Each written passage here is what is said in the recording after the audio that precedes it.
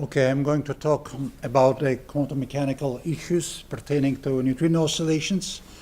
And let me start by just saying that neutrino oscillations is a very beautiful quantum mechanical interference phenomenon. And it actually reveals many aspects of quantum mechanics.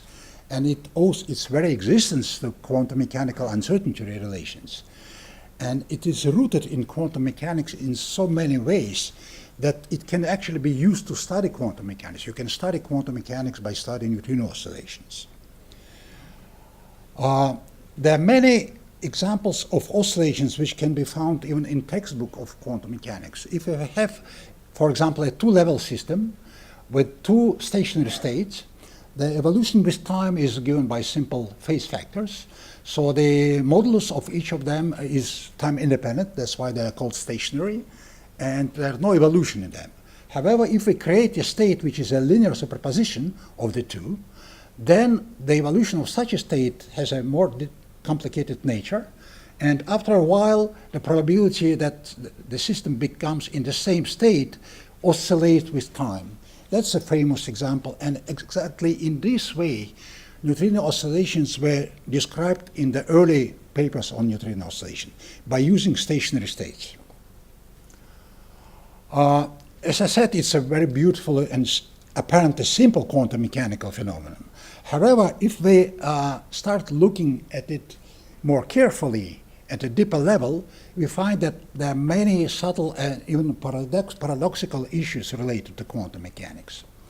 So that may look strange because the idea was put forward by Pontecorvo over 60 years ago, that 20 years which have passed after the discovery of neutrino oscillations, and the oscillation theory has been actively developed since the 1960s. Still, up to now, there are many fundamental issues related to neutrino oscillations which are actively discussed in the literature. This is a very incomplete list of papers which are dedicated starting, that's not the beginning, of course, it's 20 years ago, but it's not the beginning, and up to very recently, in which people try to discuss and sometimes to revise the basics of the neutrino oscillation theory. So the question is, what we really consider not to be settled, or what people consider not to be completely settled yet. So one of the questions which is actually quite often discussed is whether we should use same energy or same momentum prescription when we calculate the neutrino oscillation phase.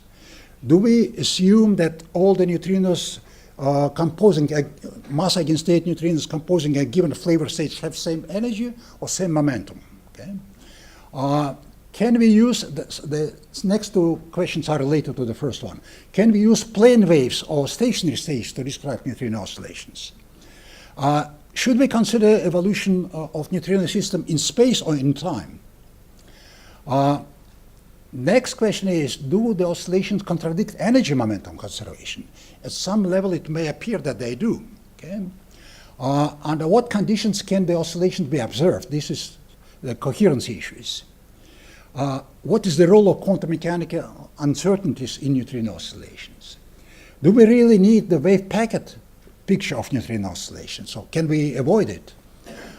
If we still have to do it, what determines the size of the neutrino wave packet?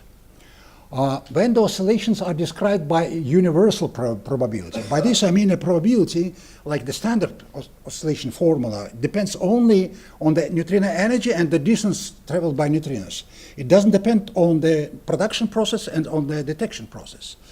Can we always use such a probability, or if not, what is the domain of applicability of the standard formula for neutrino oscillations?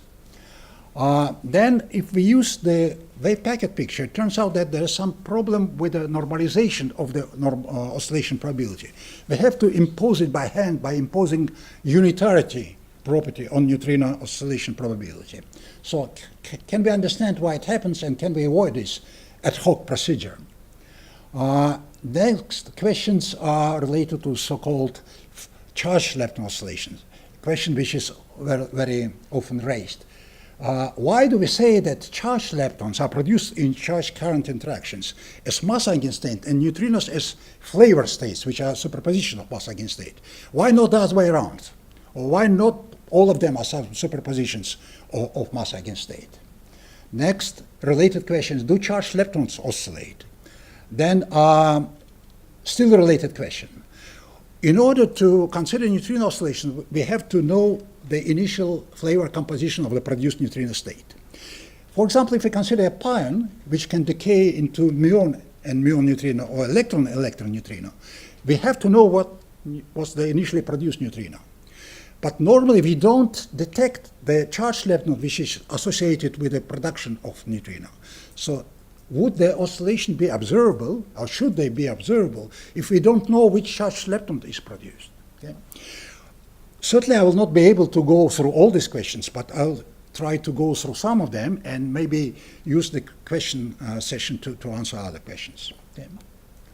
So what I'm going to discuss now is the standard formula, the derivation of the standard formula for the oscillation probability.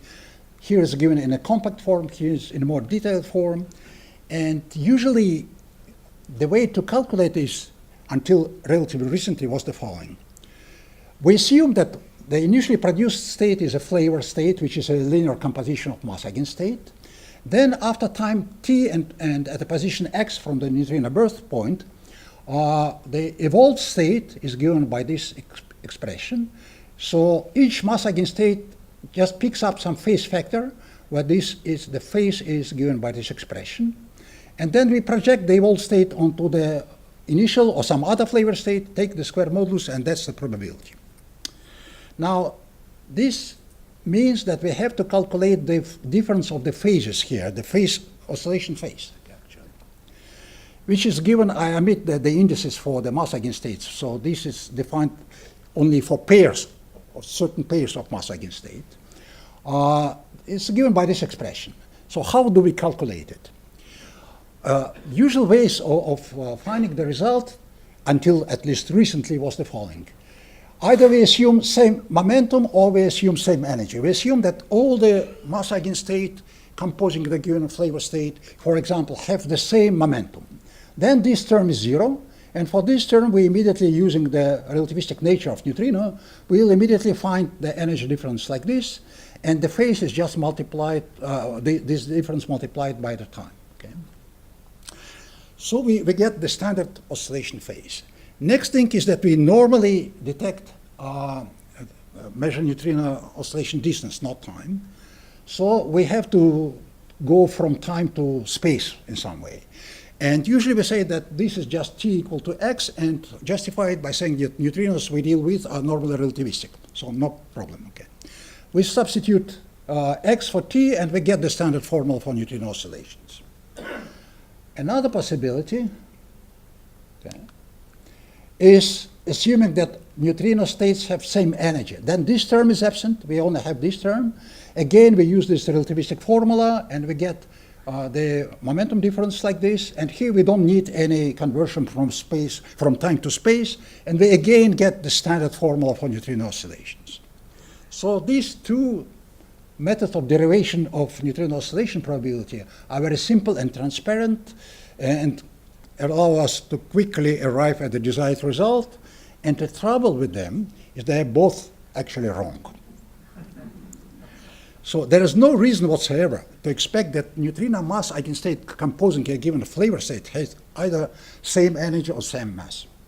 And it can be seen easily that it actually contradicts kinematics. It was first shown by Winter in 1981 that by just considering a simple process with two-body final state.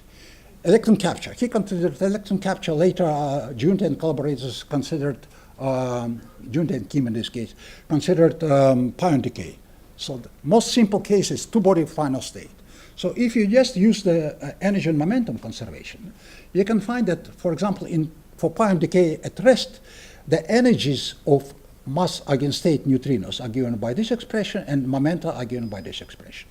Now, if we neglect the small quartic terms in neutrino mass in both cases, we can write this energy and momenta in a simple form. It's some constant mass-independent part of the energy, which is the same for energy and momentum, is given by this expression, plus psi times mi squared over 2e for energies, and minus 1 minus psi mi squared over 2e for the momenta, and psi is just given by this expression.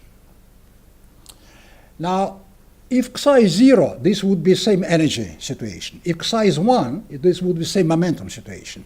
In reality, psi is neither 0 nor 1, it's 0.2. Moreover, look here, there's the mass of the charged lepton. If we consider pion decay into electron, not into muon, and electron neutrino, there would be electron mass here, and this would be about 1/2.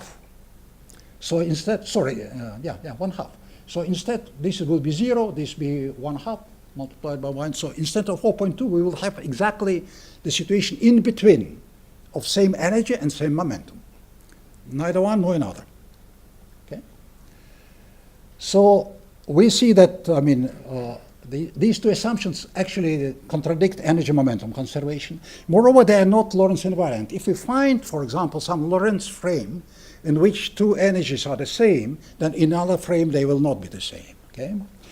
And the question is, how come these two opposite and different and wrong assumptions lead to the correct and the same formula for the oscillation probability?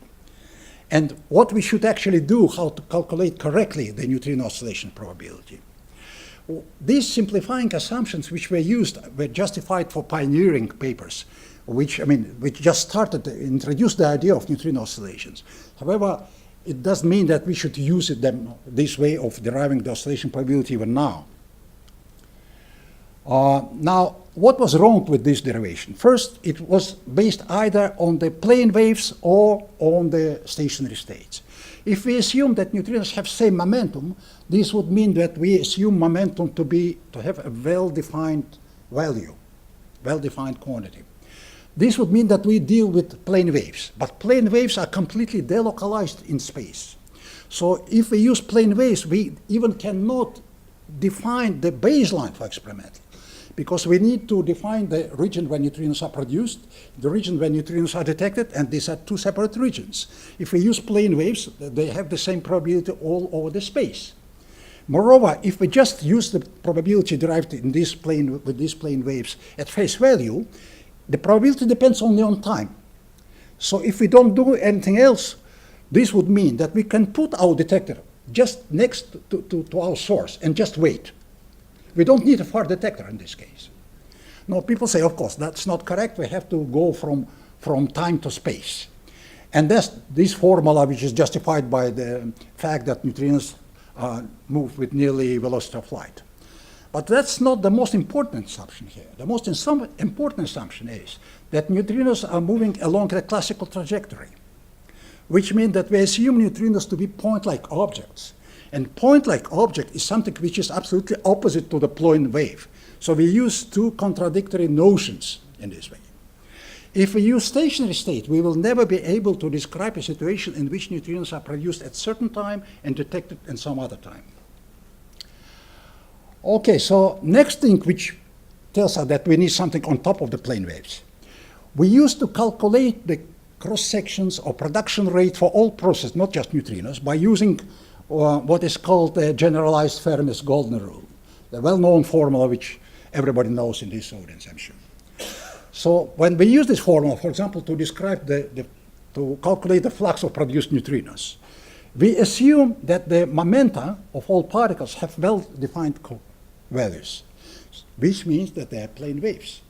Now, we know already that with neutrinos this wouldn't go, because if all the momenta have all well-defined quantities, by using energy momentum conservation, we can find four momentum of neutrino energy and momentum. And if we know neutrino energy and momentum, we know neutrino mass. But mass eigenstate do not oscillate. So what's wrong with this formula? Or how can we generalize it? So we have a dichotomy. On one hand, the particles are normally assumed to have well-defined energy and momentum. On the other hand, if we apply it to neutrino oscillations, we will not get any oscillations at all. And the solution to this is related to quantum mechanical uncertainties. In reality, neutrino production and detection processes happen in some limited part of space and take some limited time, take some finite time. And we have to take this into account. And by quantum mechanical uncertainty relation, this means that the intrinsic quantum mechanical uncertainties of neutrino energy and momentum, both at neutrino production and at neutrino detection. And we have to take this into account. And if we don't, and if we proceed in a consistent way, we will never obtain neutrino oscillations at all. So we have to use, take into account these quantum mechanical uncertainties, which means that we have to use wave packets. Now, as I just mentioned, that's unavoidable. We have to do this, and the consistent approaches are either using wave packets or using quantum field theoretical approach, in which we just consider neutrino production, evolution, and detection as a single process, described by this Feynman diagram, of this type of Feynman diagram. In this case, neutrinos are described by a propagator and not by wave function. And we don't have even to ask a question whether neutrinos should have same energy or same momentum or whatever. The rules of quantum field theory should give us the answer to this question. That's an alternative approach. Now, let me go through, there's an enormous literature on neutrino wave packet approach to the oscillations. And let me go very quickly through some of the papers. The pioneering papers were by Shmuel Nusenov and Boris Kaiser. Nusenov considered the fact that neutrinos which come from long distance, like from the sun, and have finite size of their wave packets, different mass eigenstates would separate, their wave packets would separate over some time, and this would kill neutrino oscillations. Okay? And he made some estimates of the coherence, corresponding coherence time. Boris Kaiser considered the energy and momentum uncertainty inherent to neutrino production and detection. And he found that if these uncertainties are too small, then we should be able to find out the neutrino mass. But exactly at these values of energy and momentum uncertainty, the uncertainty in the coordinate of neutrino production becomes larger than the oscillation length. So the oscillations are washed out. This is the relation between energy momentum and space-time pictures of neutrino production and detection, coherence or decoherence. There was a paper by Kobzarov, Martymyanov, and Okun and Shepkin, in which for the first time the detection and production processes were included. Then there were several papers by Junti, Kim, and collaborators. In this one, the first complete analytic derivation of the oscillation probability for the Gaussian wave packets was obtained. Then there were some other developments by Junti and collaborators, by Rich, by Kyers and Weiss, who first attracted attention to the fact that the coherence can be restored at detection, even if it was lost during propagation, if the detection process is coherent enough. Then there were discussion of the decoherence by wave packet propagation in the momentum space, some discussion of the confusion of same energy, same momentum description, comparison of the quantum mechanical and quantum field theoretical approaches, and the discussion of whether non-relativistic neutrinos would oscillate or not. Now, as I said, we have to go from plane waves to wave packets, and if we consider the wave function of a mass eigenstate neutrino, we find that in a good approximation, which is neglecting spreading of neutrinos, we have something which looks like a plane wave, but it's multiplied by the some envelope function, which you can see here, this one, for the Gaussian wave packet. This is just an example. The wave packet need not be necessarily Gaussian, which tells you that x and t are not completely unrelated. If this difference becomes larger than the length of the neutrino wave packet, the wave function is suppressed. So we have to take this into account. Okay. Next, when we calculate the oscillation probability, we have to calculate the oscillation phase. Let me spend a couple of minutes on the discussion of this. This is same energy and same momentum confusion. So, as I said, previously people used to assume that either this term is zero or this term is zero because of same energy or same momentum. Now we know that both are wrong. What can we do? If we assume that neutrinos are ultra-relativistic or quasi-degenerate in mass, then their energy difference and momentum differences are small compared to their mean energy and momentum. And we can expand energy difference in terms of small momentum difference and mass square difference. And this is just the group velocity of the neutrino, so we get this formula. Then we plug it back in this expression, and we obtain the formula for the oscillation phase. Then we regroup it a little bit by taking the terms which are proportional to delta p together, and we get this expression. Now, if we assume same momentum, this is zero, and we get the standard expression for the oscillation phase, except that it's given in terms of time and not of the coordinate. Now we know that delta p is not zero. We are not supposed to neglect this term. However, look at this factor. At the center of the wave packet, it's exactly zero. Not delta p, but L minus VGT. If we go away from the center, it is not zero, but it can never be much larger than the size of the wave packet. So at most, it's the size of the wave packet. So if the length of the wave packet times delta p is much less than 1, then we get the standard oscillation formula without these physical assumptions, say energy or say momentum. And this is nothing but the coherence production condition. Okay. Similar to same energy, which I will skip. Okay, so the conditions for neutrino oscillations to be observable are coherence conditions. Neutrinos should be produced and detected in a way which does not allow determination of neutrino mass, and neutrinos should not irreversibly lose coherence when they propagate from the source to the detector. Okay, now let me skip this too. This is wave packet separation. We see that different mass against state are characterized by different group velocities, and this group velocity is small, and the coherence time is given by found from this expression. Okay. Just a few, maybe 1 minute, on the result obtained by Giunti and by some other people for the Gaussian wave packets. What I was discussing before was kind of qualitative arguments. But we would like to see it also from some direct calculation. And we can do this direct calculation if we use Gaussian wave packets, for example. And you can see here, this piece is just a standard formula for the oscillation probability. There are two extra exponential terms. One of them contains coherent length, and one of them contains the energy uncertainty. So if the coherent length is much larger than the baseline, and the momentum energy uncertainty is much larger than energy difference, then we get the standard oscillation probability. If these conditions are violated, then we get a suppression of the off-diagonal terms in this formula, which means that only the averaged oscillation will survive, and the oscillation pattern itself will be washed out. Okay, let me skip this. This is about the consistency of the two kinds of coherence condition: production detection and propagation. They are consistent because neutrinos are very light.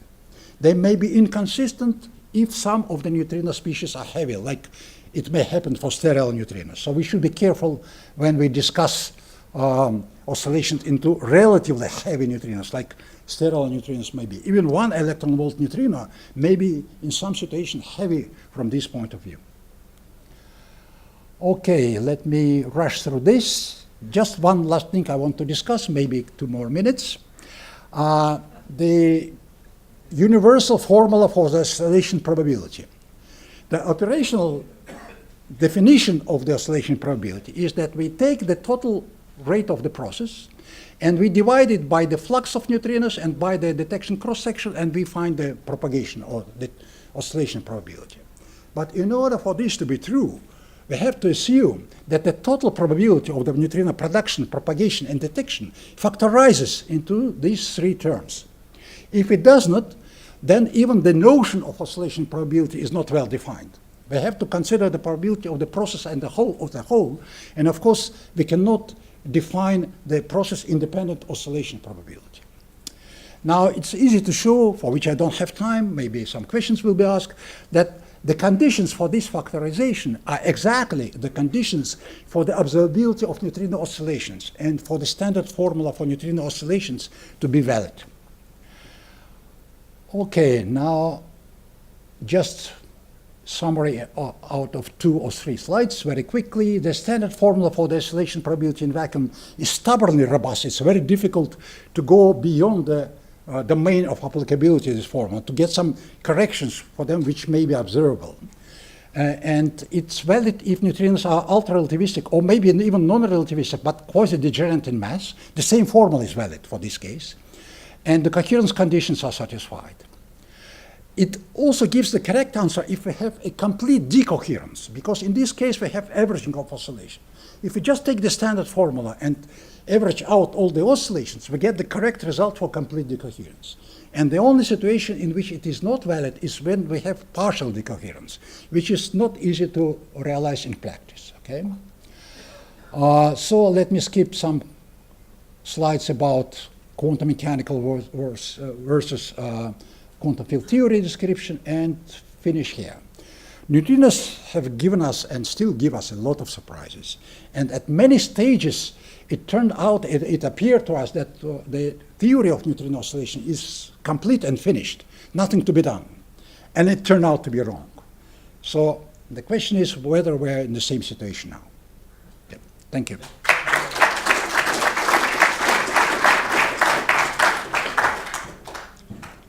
If I understand, really, the Lord is subtle but not malicious, so we can use the simple formula, although a perfect derivation is complicated. Question, please.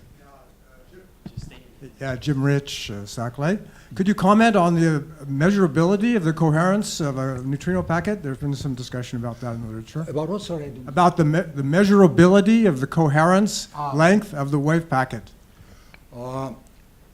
It depends on what you understand of it. For example, we know that neutrinos coming from the sun and from, we know that neutrinos coming from the sun and from supernovae arrive at the Earth as incoherent superposition of mass eigenstate.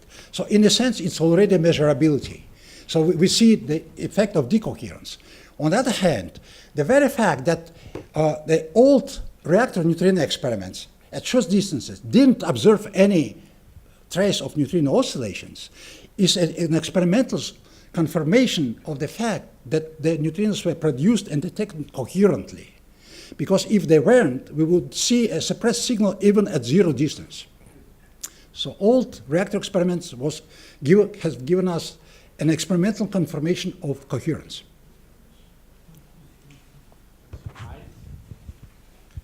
What would happen if the degeneracy would be bigger or smaller? Sorry. What was bigger? Sorry. The mass, you talked about the mass degeneracy. Yeah, mass degeneracy, okay. If the gap is bigger, what would happen? If we get it bigger, for example, consider oscillation between neutrino which are non-relativistic and relativistic. Okay? The oscillations wouldn't be observable. The coherence will not be satisfied. So coherence condition put upper limit on delta m square. If you violate coherence, if you make it bigger, at some point you violate the coherence condition, and the oscillations become unobservable, which doesn't mean that you don't see any effect at all. You don't see oscillatory nature, but you can see some suppression of the signal or arrival, appearance of wrong flavor neutrinos, but not oscillations.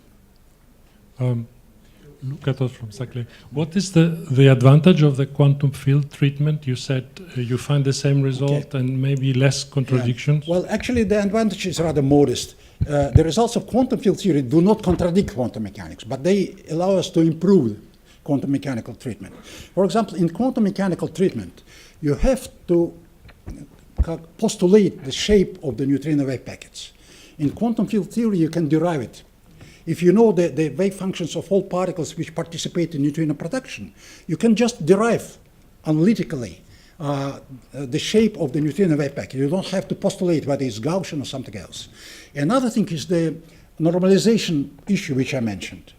If you use wave packets, whatever you use to normalize them, just standard normalization, non-standard normalization, you never get the correct normalization of the oscillation probability. You have to impose unitarity by hand to get the correct normalization. And it's very easy to understand why it happens. It has nothing to do with the oscillation. It has something to do with the wave packet picture of our process. Okay? In quantum field theory, when you divide the total probability by the production probability and detection cross-section, you automatically get the correctly normalized result. Other question? One. I was a little bit confused a few slides back when you wrote something as a product of three classical probabilities. Can you go back to that slide?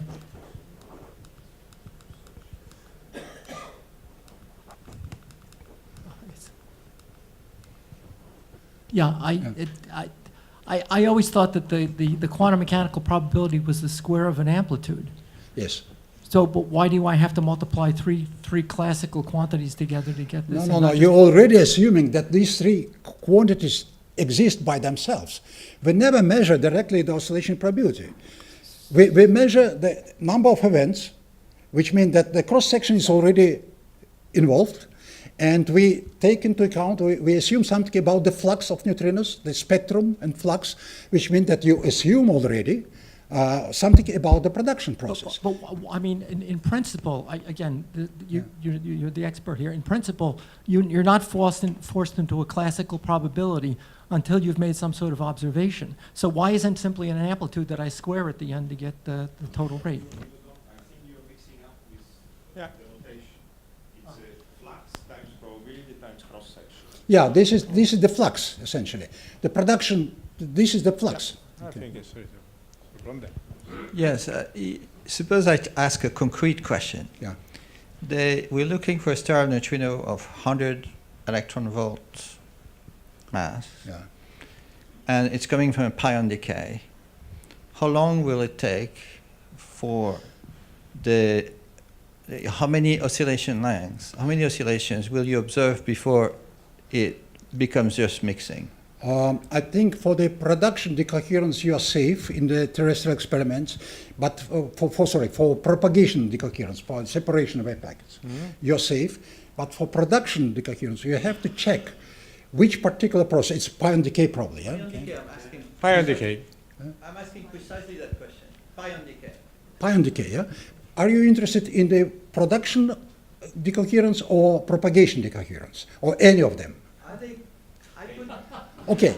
Sorry, I think this should be independent. Yeah. Because it should be Lorentz invariant quantity in the pion center of mass reference. So you should be able to give me that answer. How many, for a given mass difference into neutrinos and for a given pion decay, how many oscillations will it take before this becomes mixing? Okay, the answer is it depends on the length of your tunnel, the energy of your pions. No, it shouldn't. No, it does. Oh, I'm just asking how many oscillation lengths. So normalized to the oscillation Again, length. I'm telling you that it depends on whether the coherence conditions were satisfied for the production, first of all.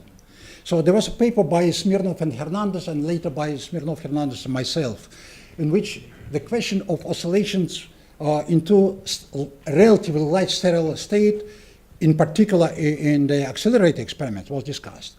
And you have to know the length of the wave packet. And the length of the wave packet depends on how your neutrino was produced. And whether you consider pion to be free or contained in a box. So whether the mean lifetime of pion is much shorter than the flight time till the end of the tunnel, or it is longer. So you have to take all this into account. It's not as complicated as it may look. It's actually quite simple. But I cannot answer by heart. I mean, I need some data to answer this question. Most people in the audience seem to have some headache, which may be a consequence of neutrinos. I invite now Alexei Smirnov, who is the S of MSW.